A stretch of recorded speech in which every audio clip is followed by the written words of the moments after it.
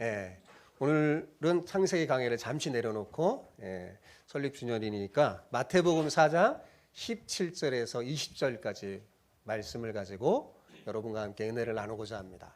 마태복음 4장 17절에서 20절. 짧으니까 우리 한 목소리로 한번 같이 읽어볼까요? 자, 같이 읽어봅시다. 시작. 이때부터 예수께서 비로소 전파하여 이르시되 회개하라 천국이 가까웠느니라 하시더라. 갈릴리 해변에 다니시다가 두 형제 곧 베드로라 하는 시몬과 그의 형제 안드레가 바다에 그물을 던지는 것을 보시니 그들은 어부라. 말씀하시되 나를 따라오너라. 내가 너희를 사람을 낚는 어부가 되게 하리라 하시니 그들이 곧 그물을 버려두고 예수를 따르니라. 아멘. 아멘. 내 삶에 하나님 나라를 가져오는 교회라는 제목으로 은혜를 나누고자 합니다. 이 제목을 잘 기억해 주세요. 이것이 우리 교회 이제 끝까지 가져갈 비전이에요. 2006년 뜨거웠던 독일 월드컵의 열기 속에서 우리 교회가 가슴 벅찬 첫 예배를 드렸거든요. 그날이 정말 엊그저께 같은데 어느덧 강산이 두 번 변한다는 20주년 생일을 맞이했습니다. 정말 세월이 참 빠르죠. 지난 20년 세월을 돌아보면 참 많은 일이 있었습니다. 때로는 너무 힘이 들어서 주저앉아 남몰래 눈물 흘린 날도 있었지만 하나님이 주신 꿈이 있었기 때문에 다시 일어설 수 있었어요. 하나님의 크신 뜻에 우리가 쓰임받고 있다는 그 사실 하나만으로도 가치 있고 정말 그 사실을 생각할 때 행복했습니다. 무엇보다 그 20년 구비구비마다 여러분 한 분 한 분을 주마음교회 가족으로 만나게 된 게 저에게는 가장 큰 기쁨이자 행운이고 감사의 이유입니다. 그동안 교회를 향해 보내주신 여러분의 눈물 어린 기도와 헌신, 그 변함없는 사랑에 다시 한번 감사드립니다. 오늘 너무 야맹이 약하시네. 오늘 교회 20번째 생일을 맞이하는 이 뜻깊은 자리에서 우리 교회가 앞으로 나아갈 그 비전을 여러분과 함께 다시 한번 깊이 나누고자 합니다. 우리 교회가 이렇게 비록 규모가 작지만 어떻게 해야 하나님을 기쁘게 하고 하나님의 영광을 드러낼까? 깊이 고민 끝에 하나님이 주신 마음을 여러분과 나누려고 하니까 잘 들으시기 바랍니다. 앞으로 우리 교회는 아까 제목처럼 내 삶에 하나님 나라를 가져오는 교회가 되기를 소망합니다. 어디에요? 내 삶에. 내 삶에. 여러분, 하나님 나라는 그저 두꺼운 성경책 속에만 갇혀 있는 것이 아니라 또 죽어서만 가는 먼 미래의 장소가 아닙니다. 하나님 나라는 지금 매일 내가 밥을 먹고 잠을 자는 내 가정, 내가 땀 흘려 일하는 일터, 내 일상 한가운데 가져와서 누려야 되는 겁니다. 여러분, 주일 예배당에서는 말씀 듣고 찬양하면서 가슴이 뜨거워지고 은혜를 받으면서 정작 여러분이 치열한 삶의 현장 속에서는 하나님의 다스림이 전혀 느껴지지 않는다면 여러분, 우리의 신앙은 뭔가 대단히 잘못된 것 아니겠습니까? 여러분, 오늘날 많은 교회가 세상에 힘을 발휘하지 못하고 낯을 잃어버리고 세상 사람들에게 손가락질하는 그 이유가 뭘까요? 하나님의 나라를 내 삶에 가져오지 못하기 때문에 그렇습니다. 여러분, 내가 먼저 일상에서 하나님의 나라를 생생하게 누리면서 내 곁에 있는 사람들이 우리를 보면서 야, 저 사람을 보니까 정말 하나님이 살아계신 것이 분명하구나 라는 그런 고백이 자연스럽게 흘러나오게 만드는 것, 그것이 바로 앞으로 우리 교회가 굳게 붙들고 나아가야 할 가슴 벅찬 비전입니다. 잊지 마시기 바랍니다. 오늘은 옆에 계신 분과 이렇게 축복하며 인사해 봅시다. 내 삶에 하나님 나라를 가져오는 멋진 성도가 됩시다. 시작. 내 삶에 하나님의 나라를 가져오는 멋진 성도가 됩시다. 아멘. 오늘 좀 근본적인 문제를 한번 생각해 보고자 해요. 여러분, 교회 오면 복음이란 얘기를 많이 들어요. 그죠? 천국 복음. 복음이 뭡니까? 혹시 예수님을 믿고 내 죄 용서받아서 나중에 죽으면 천국 갑니다 라고 이렇게만 복음을 알고 있다면 여러분은 하나님께서 예비하신 엄청난 축복을 절반도 채 누리지 못하고 있는 겁니다. 여러분 꼭 기억하세요. 복음은 단순히 죽어서 가는 천국 티켓이 아닙니다. 오늘날 많은 교회 성도들이 이걸 분명히 알아야 돼요. 여러분 원래 이 세상은 하나님이 지으신 참으로 복되고 눈부시게 아름다운 것이었어요. 그런데 인간이 자기 마음대로 살아보겠다고 하나님의 통치, 하나님의 다스림을 거부하면서 이 땅에 고통과 눈물과 죽음이 시작된 겁니다.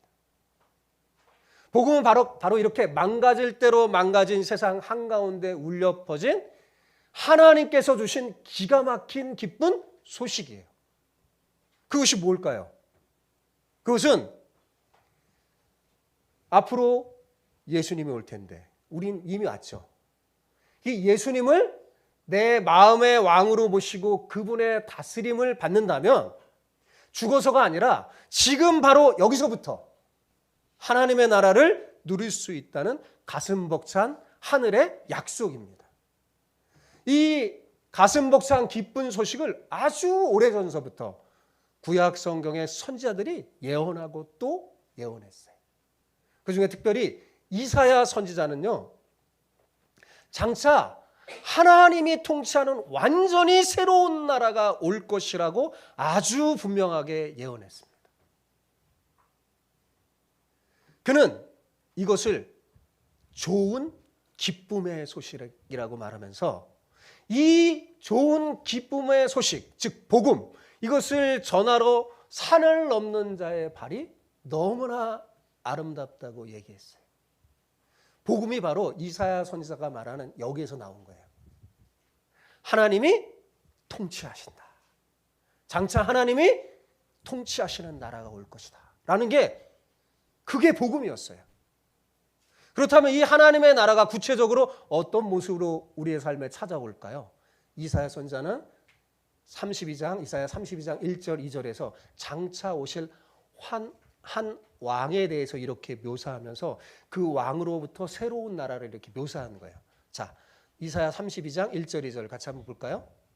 자, 같이 읽어봅시다. 시작. 보라, 장차 한 왕이 공의로 통치할 것이요 방백들이 정의로 다스릴 것이며 또 그 사람은 광풍을 피하는 곳, 폭우를 가리는 곳 같을 것이며 마른 땅에 냇물 같을 것이며 곤비한 땅에 큰 바위 그늘 같으리니. 여러분 어때요? 참으로 놀랍고 따뜻한 말씀 아닙니까? 여러분 세상 역사상 어떤 왕이 어떤 그 권력자가 백성을 이렇게 온전한 정의와 공의로만 다스렸습니까? 그런 적이 있었습니까? 대부분 자기 욕심, 자기 생각, 자기 정치적 계산으로 다스리지 않았습니까? 때로는 그 세상 권력자가 거센 광풍과 폭우가 되어서 백성들의 삶을 모질게 짓밟기도 했어요. 그렇죠? 그런데 이사야가 선지자가 예언한 이 왕은 완전히 다릅니다. 이 왕은 우리의 아픔과 필요를 누구보다 세밀하게 아시면서 완벽하게 우리를 안아주고 보호해 주시는 분이십니다. 세상에 매서운 비바람을 찢기고 상한 우리를 친히 그 몸으로 막아주시고 메마르고 지친 우리의 인생을 기름진 옥토로 바꿔주시는 분이세요. 만약 여러분 이런 왕이 우리를 다스린다면 세상이 얼마나 눈부시게 아름답게 변할까요? 우리 인생에 이보다 더 좋은 소식이 어디 있겠습니까? 여러분 우리 모두에게는 다른 무엇보다 바로 이런 참된 왕이 절대적으로 필요합니다. 그동안 수많은 많은 통치자들, 대통령 겪어봤는데 여러분 행복했습니까? 그렇지가 못하잖아요. 인간 왕은 이 일을 이룰 수가 없어요. 여러분, 우리는 이사야 선지자가 말하는 왕, 구약 성경에 말하는 장차 오실 그 왕, 그 진정한 왕이 누구인지 이미 잘 알고 있습니다. 그렇죠? 그분이 누구십니까? 대답해 주세요. 그분이 누구십니까? 예, 바로 우리 주 예수 그리스도십니다. 예수님이세요. 오늘 본문을 보면 참된 왕으로 오신 이 예수님께서 공생애를 시작하면서 이 세상에 던진 첫 마디가 나와요. 이게 굉장히 중요한 말입니다. 첫 마디가 뭐예요? 회개하라, 천국이 가까웠느니라. 주님의 첫 마디, 첫 설교예요. 그게 뭐라고요? 회개하라, 천국이 가까웠느니라. 여러분, 이 말씀, 이게 도대체 무슨 말일까요? 여러분, 이 말씀을 사람들이 잘 모르는 것 같아요. 그래서 제가 아주 쉽게 여러분에게 그 뜻을 아주 쉽게 풀어서 설명해 드리겠습니다. 이런 말이에요. 말하자면 이런 말이에요. 쉽게 말하면 이제 하나님 나라가, 너희들이 그렇게 기다리는 천국이 너희의 삶 한가운데로 파도처럼 밀려 들어오려고 한다. 그러니까 회개하고 마음을 활짝 열고 천국의 왕을 받아들여라. 이 말이에요. 어때요? 훨씬 더 쉽죠? 여러분, 천국은 막연한 먼 훗날의 이야기가 아니라는 겁니다. 바로 지금 내 앞에 생생하게 펼쳐지는 현실입니다. 예수님의 이 위대한 선포는 뭐냐?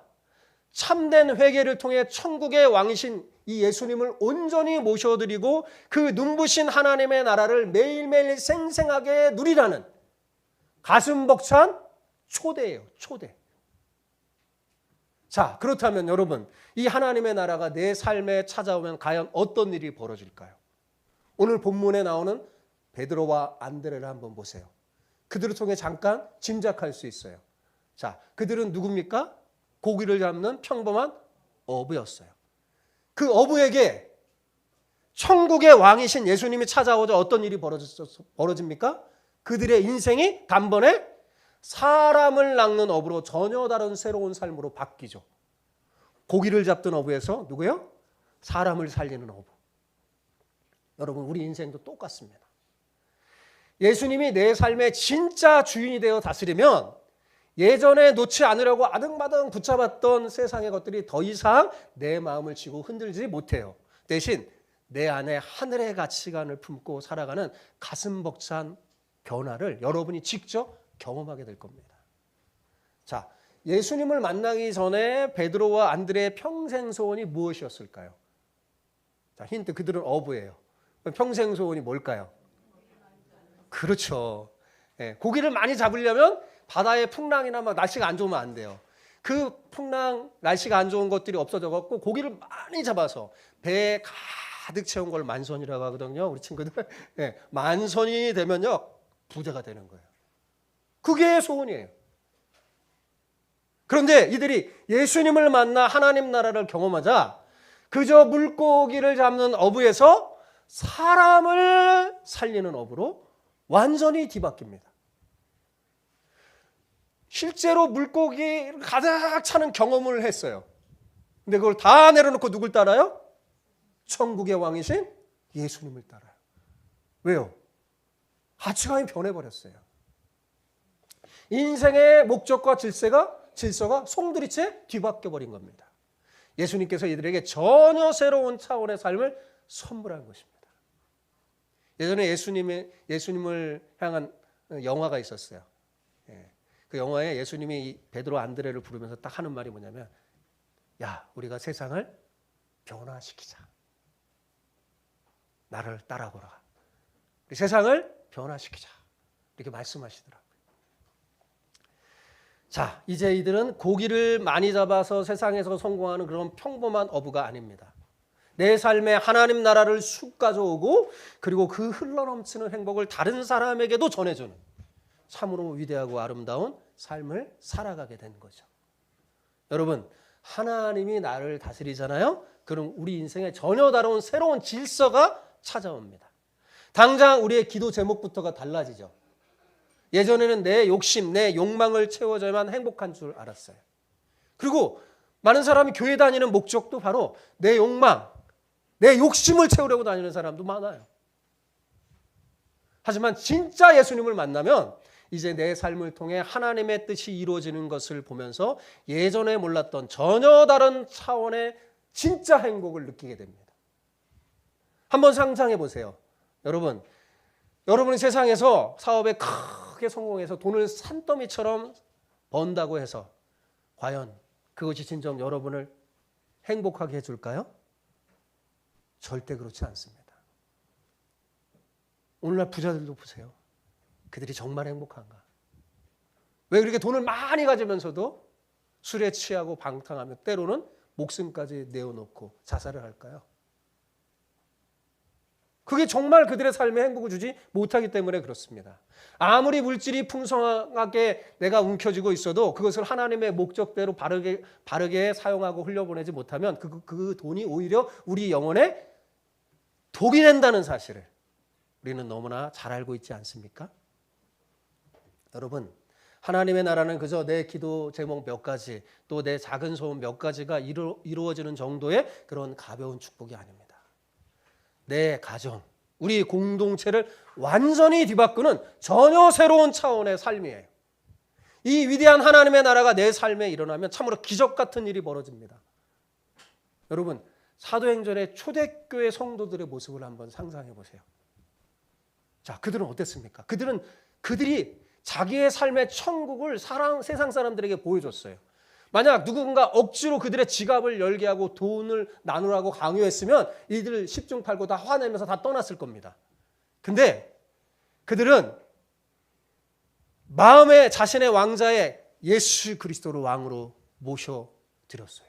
그리고 하나님의 온전한 다스림을 받자 그들은 기뻐하며 자발적으로 자기 것을 막 내어놓기 시작합니다. 기꺼이 다 내어놓아요. 왜? 그때 당시에는 굶어서 죽는 사람이 너무너무 많았어요. 그런데 성경에는 놀라운 일을 말합니다. 하덕교회 이 공동체 교회는 가난한 자가 하나도 없었다고. 그게 왜 그 당시에 놀라운 거냐면 숱한 사람들이 굶어 죽는 상황 속에서 이 공동체는 굶어 죽지 않는 거예요. 왜? 자기 것을 내어놓으니까. 이 놀라운 하늘의 은혜가 흘러넘치자 상처 입고 무너졌던 가정들이 다시 일어나고 삭막했던 공동체가 생명력 있게 살아난 겁니다. 어때요? 하나님의 나라가 이들의 삶 공동체에 그대로 임한 거예요. 여러분, 오늘날 교회도 그래야 되지 않겠습니까? 우리 교회가 이래야 되지 않겠어요? 눈에 보이지 않는 하나님의 나라를 세상 사람들에게 눈에 보이게 증명해주는 공동체. 그게 오늘날 하나님이 기대하는 교회의 모습이에요. 이기심과 다툼으로 가득한 세상 속에서 진짜 평안이 무엇인지 보여주는 것. 이것이 바로 우리 교회가 앞으로 가지고 나갈 비전입니다. 하지만 여러분, 이 위대한 비전이 이루어지려면 가장 중요한 전제 조건이 있어요. 그게 뭘까요? 먼저 나 자신, 내 가정이 이 하나님 나라를 생생하게 경험해야 됩니다. 내가 깨져야 돼요. 예수님이 뭐라고 그랬어요? 회개하라. 내가 회개해야 돼요. 내가 바뀌어야 돼요. 내가 경험해야 돼요. 이 첫 단추가 제대로 끼워지지 않으면 우리는 세상을 향한 하나님 나라를 보여줄 수가 없어요. 왜 전도가 안 됩니까? 보여주지 못하니까. 내 삶의 하나님의 나라를. 여러분 자신에게 한번 솔직하게 물어보십시오. 여러분은 지금 이 중요한 첫 단추를 바르게 끼우고 계십니까? 자, 그렇다면 대체 어떻게 해야지 하나님의 나라를 내 삶에 가져오는 이 중요한 첫 단추를 제대로 끼울 수 있을까요? 정답은 오직 하나. 예수님의 말씀처럼 회개해야 합니다. 뭐 해야 된다고요? 회개. 여러분, 회개는 단순히 눈물을 찔끔 흘리며 과거를 후회하는 선에서 끝나버리는 가벼운 뉘우침이 아니에요. 성경이 말하는, 예수님이 말하는 회개하라. 그 진짜 의미는 뭐냐? 지금까지 살아온 내 삶의 방식이 철저히 잘못됐다는 것을 뼈저리게 느끼고 내 삶의 방식을 통째로 바꾸는 거예요. 뭘로요? 주님이 가르쳐 주시는 방식으로. 지금까지 내 고집, 내 욕망, 내 얄팍한 계산이 내 인생의 운전대를 꽉 쥐고 있었다면 이제는 그 운전석에서 미련 없이 내려와서 내 삶의 진짜 주인이신 주님께 인생의 운전대를 완전히 넘겨드리는 거예요. 예수님 말씀하셨죠. 수고하고 무거운 짐진 자들아 다 내게로 오라. 너가 너 인생을 꽉 잡고 얼마나 수고하면 인생을 운전했니? 이제 거기서 내려와라. 주님이 그러는 거예요. 내가 너에게 진짜 행복 안식을 주겠다. 그리고 내게서 배워라. 그랬어요. 그 주님께 내 인생의 운전대, 내 삶의 결정권을 내어드리는 거예요. 그게 진짜 회개입니다. 이 시간 여러분 자신에게 한번 솔직하게 물어보십시오. 내 금쪽 같은 24시간과 매일 들어오는 이 월급을 어디에 쓸지 결정하는 진짜 주인이 누굽니까? 내 인생의 중요한 결단을 내릴 때 정말로 주님 앞에 무릎 꿇고 그분의 결제를 기다리고 있습니까? 여러분의 인생의 주인이 과연 누굽니까? 여러분입니까? 예수님입니까? 사실 여러분 우리는 이미 내 마음대로 내 인생을 운전하다가 참 실패 많이 해보지 않았어요? 내 얄팍한 논리와 경험만 믿고 거침없이 달리다가 소중한 인간관계 다 깨지고 마음 깊이 상처와 후회만 남았던 적이 얼마나 많이 있었습니까? 우리는 자신을 바꿀 힘이 없는 참으로 연약한 존재들입니다. 그걸 먼저 알아야 돼요. 그러므로 지혜로운 사람은 빨리 두 손 번쩍 주님 앞에 들고 회개하며 기쁘게 항복해야 합니다. 이렇게 말이죠. 하나님, 제 마음대로 내 인생을 운전해 보니 제 인생이 온통 망가지고 엉망이 되어버렸습니다. 이제 제 생각, 제 고집, 제 욕망의 운전대를 주님께 완전히 맡겨드립니다. 제발 제 인생의 주인이 돼서 저를 다스려 주십시오. 바로 이 눈물 어린 회개와 항복이 내 삶에 하나님 나라를 가져오는 가장 확실한 첫 번째 단추입니다. 믿는다고 하는 사람이 이걸 안 하는 거예요. 그러니 변할 수가 없죠. 하나님 나라를 경험할 수가 없죠. 내 시간, 내 돈, 주님 뜻대로 쓴다는 거 처음에는 참 어색하고 힘들지 모르겠어요. 하지만 여러분 이미 경험했잖아요. 내 마음대로 쓰고 내 마음대로 살아본 결과가 어땠습니까?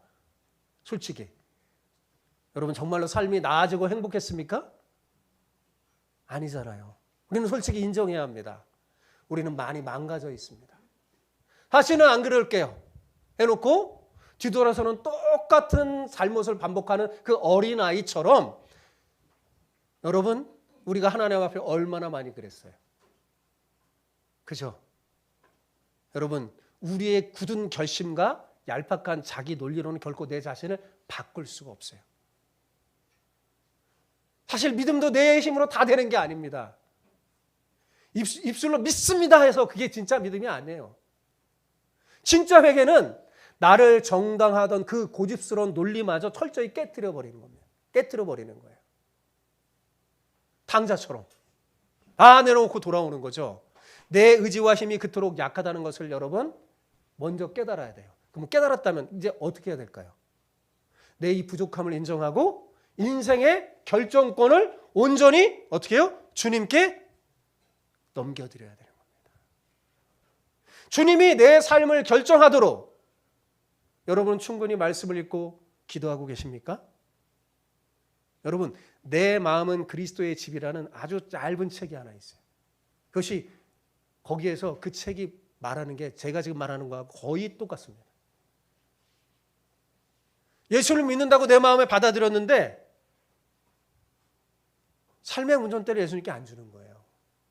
예수님은 저기 건너방 거실에 탁 두고 내 집에 이 집문서를 내가 꽉 쥐고 그러고 사는 거예요. 그래 하나님 나라 오겠습니까? 안 오죠.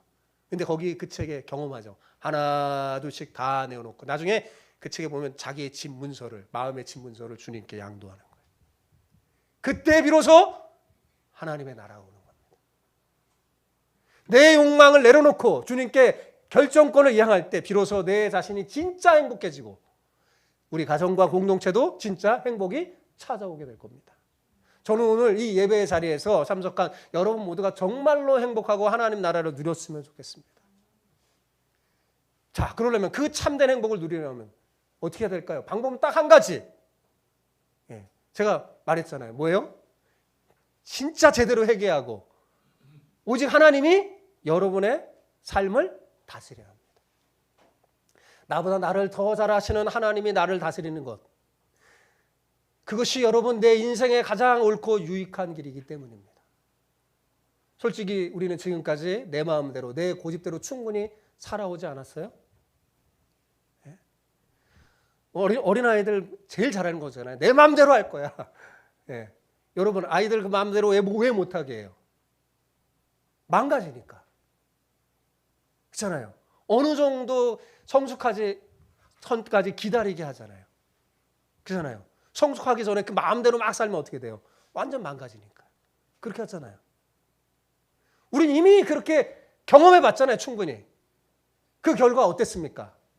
내 마음대로 산 것이 정말 충분히 나를 행복하게 해주던가요? 그렇지 않다는 것을 우리는 사실 지난 세월 동안 뼈저리하게 경험했을 겁니다. 나이가 많이 든 사람일수록 더 많이 뼈저리게 느꼈을 겁니다. 근데 어렸을 때 먼저 깨달은 친구들은 너무 복 있는 사람이에요. 그러면 이제는 하나님이 내 인생을 직접 다스리도록 굳게 닫힌 이 마음의 문을 활짝 열어야 돼요. 보라, 문 밖에서 내가 문을 두드리네. 계시록이죠. 주님이 두드리는 거예요. 누구든지 내 음성을 듣고 문을 열면 그 문이 뭔지 아세요? 여러분의 마음의 보좌의 왕자의 문이에요. 그러면 주님이 들어가서 너와 더불어 먹고 나와 더불어 마시리라. 진짜 하나님의 나라가 이루어질 거라 말한 겁니다. 여러분, 거기에 그 계시록의 그 말씀은 예수님을 전혀 모르는 사람에게 하는 말이 아니에요. 예수님을 아는 교회 성도들에게 하는 말이에요. 진짜 믿음을 알려주는 거죠. 여러분의 삶의 주도권을 우리 예수님께 기꺼이 내어드릴 때 마침내 여러분의 일상 한가운데로 눈부신 하나님의 나라가 밀려오는 기적을 여러분 경험하게 될 것입니다. 여러분, 회개는 결코 부담스럽거나 무거운 숙제가 아니에요. 나를 끝까지 사랑하시는 하나님을 향한 작은 신뢰만 있다면 회개는 우리 영혼이 머물 수 있는 가장 완전하고 평안한 피난처가 됩니다. 그러니 부디 얄팍한 내 생각과 경험을 정답 그냥 꽉 쥐고 움켜 살지 마시기 바랍니다. 오직 내 욕망과 성공, 내 삶의 얄팍한 그 풍요와 안정을 쫓아 아둥바둥 살아간다면 여러분, 우리는 평생토록 진짜 행복인 하나님 나라를 맛보지 못할 겁니다. 우리의 삶과 가정에 기적 같은 놀라운 일이 시작되려면 어떻게 되냐? 오늘 이 시간 내 방식을 미련 없이 내려놓고 하나님의 방법대로 온전히 한번 살아보세요. 그러면 우리의 삶과 가정에 기적 같은 놀라운 일이 시작될 겁니다. 절대로 안 변할 것 같은 남편이 변하고 아내가 달라지고 우리 자녀의 삶이 눈부시게 변화되는 하나님의 나라의 영광을 생생하게 경험하게 될 겁니다. 여러분의 손으로는 안 바뀌어요. 절대로. 여러분이 운전대를 치면 절대로 안 바뀝니다. 내 남편, 아내, 자녀 절대로 안 바뀌어요. 하나님의 나라가 임할 수가 없습니다. 근데 하나님께 맡겨보세요. 바뀌어집니다. 자, 이제 진짜 중요한 얘기합니다. 여러분 잘 들으셔야 돼요. 예수님을 믿는다는 게 과연 뭘까요? 우리 예수님 믿는다고 그래요. 예수님 믿어서 다 모였잖아요. 그죠? 예수님을 믿는다는 게 뭘까요? 단순히 그분이 내 죄를 용서하고 나를 구원해 주신 구세주를 믿는 것, 그것이 전부일까요? 결코 아닙니다. 만약 거기서 멈춘다면 그것은 반쪽짜리 믿음에 불과해요. 오늘날 교회 문제가 뭐냐? 이것만 붙잡고 사는 거예요. 아, 예수님 난 믿으니까 내 죄 용서하고 미래에 천국 가겠지. 그게 진짜 예수님을 믿는 걸까? 예수님이 이렇게 말씀하셨습니다. 나더러 주여 주여 하는 자마다 다 천국에 들어갈 것이 아니라 다만 하늘에 계신 내 아버지의 뜻대로 행하는 자라야 들어가리라 라고 엄중하게 말씀하신 이유가 뭐냐? 우리가 믿음을 잘못 알고 있기 때문에 그래요. 자, 그럼 예수님의 이 말씀이 뭘까요? 이것도 오해하면 안 돼요. 우리의 이 착한 행위로 구원받는다는 뜻일까요? 그런 말이 아니에요. 그럼 무슨 말이냐? 예수님을 온전히 제대로 믿어야 된다는 말입니다. 예수님을 온전히 제대로 믿는 거 알려드릴게요. 예수님을 온전히 제대로 믿는다는 게 뭐냐? 그분을 나의 구원자로 믿을 뿐만 아니라 내 삶의 진정한 왕으로 모셔드리고 매 순간 그분의 통치, 다스림을 받는 거예요. 여러분, 수십 년간 예수님을 믿어왔다고 하면서 왜 그토록 많은 성도가 일상에서 하나님의 나라를 생생하게 경험하지 못하는 걸까요? 안타깝게도 예수님을 내 삶의 진짜 주인으로 온전히 믿고 결정권을 맡겨드리지 못했기 때문입니다. 야고보 사도가 말했잖아요. 믿음이 뭔지. 죽은 믿음과 살아있는 믿음에 대해서 야고보 사도가 말했죠. 살아있는 믿음은 뭐냐? 예수님을 나의 진정한 왕으로 받아들이는 거예요. 그냥 예수님 하나님의 아들이 믿습니다. 야고보 사도가 뭐라고 그런지 아세요? 귀신도 믿고 떠느니라 그랬어요. 귀신도 예수님 믿어요. 여러분 그거 아셨어요? 귀신도 예수님 믿어요. 여러분 천국 갑니까? 귀신과 우리의 믿음이 다른 게 뭘까요? 귀신은 예수님 믿지만 주님의 통치를 받아들이지 않아요. 예수님을 왕으로 모시지 않아요. 그들은 다른 왕이 있어요. 누굴까요? 사탄. 근데 우리의 왕은 누구예요? 예수님이잖아요. 근데 여러분 과연 예수님 왕으로 모시고 계십니까? 그게 진짜 믿음이라는 거예요. 그게 예수님 믿는 거예요. 사랑하는 성도 여러분, 혹시 이것이 지금 우리의 뼈아픈 모습이 아닙니까? 오늘 주신 말씀 거울 삼아서 깊이 있게 여러분 다시 한번 돌아보시기 바랍니다. 그리고 진짜 예수님 믿으세요. 제대로 예수님을 믿으시기 바랍니다. 이제는 내 고집, 내 옛 삶의 방식을 십자가 앞에 다 내려놓고 삶의 주도권을 온전히 내어드리는 진짜 회개를 시작합시다. 천국이 가까이 왔어요. 이렇게 나은 사람부터 진정한 회개를 통해서 일상에서 하나님 나라를 진짜로 누리기 시작하면 내 가정이 달라집니다. 살아납니다. 천국이 돼요. 더 나아가 우리 주마음 교회가 진정한 내 삶에 하나님 나라를 가져오는 교회가 돼서 이 어두운 세상 속에서 눈부신 희망의 빛을 비추는 그런 교회가 될 줄 믿습니다. 우리가 작아도 그렇게 신앙생활하면서 이 세상 가운데 있으면 이 어두운 세상에 빛을 비추며 하나님의 영광을 드러낼 줄 믿습니다. 지금 하나님은 그런 교회를 찾고 있습니다. 우리 조망교회가 그런 교회가 될 줄 믿습니다.